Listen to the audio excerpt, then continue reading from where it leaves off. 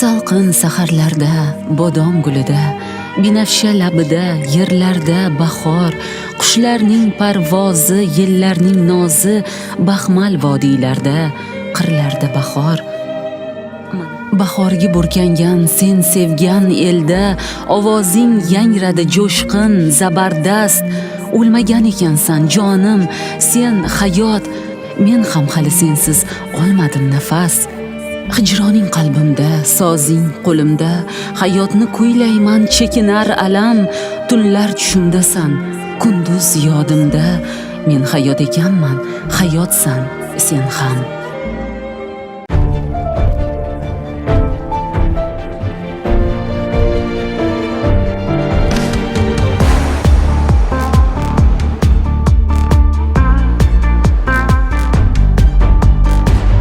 Yakkasaroyning obro'si, Yakkasaroyning yulduzlari desam, men xato qilmayman. Я горжусь тем, что подряд 2 года у нас xoreografiya institutidan talabalarimiz Zulfiya mukofotini olganidan. Men o'ylaymanki, hozir bizda bu yerda qatnashayotgan yoshlarimiz, yosh qizlarimiz, talabalarimiz bu yil ham bizdan chiqib, ya'ni bizning tavsiyamizga asosan yana Zulfiya mukofotiga sazovor bo'ladi. Men o'ylaymanki, yurtboshimiz tomonidan bizning qizlarimizga alohida e'tibor qaratiladi. Umuman yurtboshimiz tomonidan ayollarga, qizlarga alohida e'tibor qaratiladi. Borib yurtboshimizning qo'llaridan davlat mukofotini olib kelishi o'zi bu bitta katta baxt. Barchangizga albatta tinlab qolaman. O'sha oxirgacha yutuqqa, o'sha natijaga yetib borish.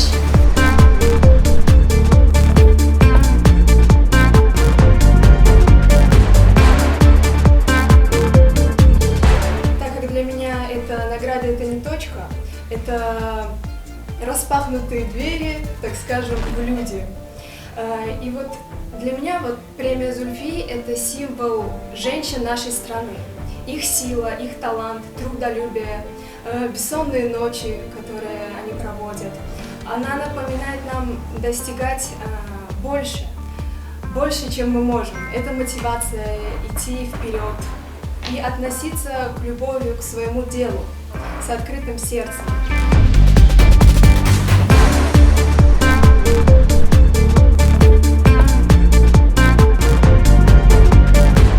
Davlatimiz rahbari onalarimizni alohida o'rinlardan turg'izib, sizlarga katta rahmat. Jamiyatimizga mana shunday iboli, o'ziga ishongan, sog'lom fikrlaydigan, hayotda maqsadlari bor qizlarni yetishtirib, tarbiyalab beryapsizlar. O'zi aslida sizlarga ham qandaydir davlat mukofotlarini ta'sis qilishimiz kerak. Sizlarga katta rahmat deb aytganlarda, shu onalarimiz bizlarni tarbiyalab, voyaga yetkazib, o'sha mehnatlariga juda ham rozi bo'lib ketishdi. Hamma onalarimiz ko'zda yosh bilan shu davlat rahbaridan rahmat eshitganlari bu juda ham katta faxr.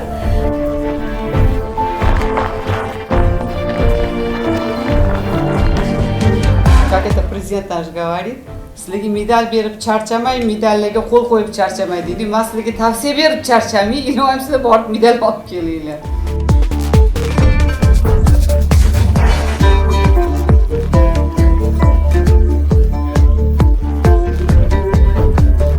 Hozirda ilmiy ishlar olib boryapman. Xudo xohlasa ularni ko'paytirib, ilm-fan yo'nalishi bo'yicha bu yildan boshlab harakat qilaman. Baribir u mukofot olgandan keyin bitta o'zini mukofot emas, qanaqadir mas'uliyat yuklaydi-da bu odamlar. O'sha mas'uliyatga ham o'zini ruhan tayyor qilib, keyin Xudo xohlasa olish niyat bor. Har yil 8-marta yurtboshimiz qizlarga mana shu mukofotni topshirganlarni ko'rib havas qilib yurardim. Yoshim yetmagandi. Va 14 yoshga to'lishim bilan hujjat topshirishni boshlaganman. Men sizlarni hammanglarga omad, yutuqlarga erishinglar. Eng keragi, hali hamma bitta gap gapirdi-da, onamni xursand qilaman. Eng keragi o'sha oldinglarga qo'ygan orzu niyatinglar, onalarni xursand qilishinglar. Demak, o'sha niyatinglarga yetinglar.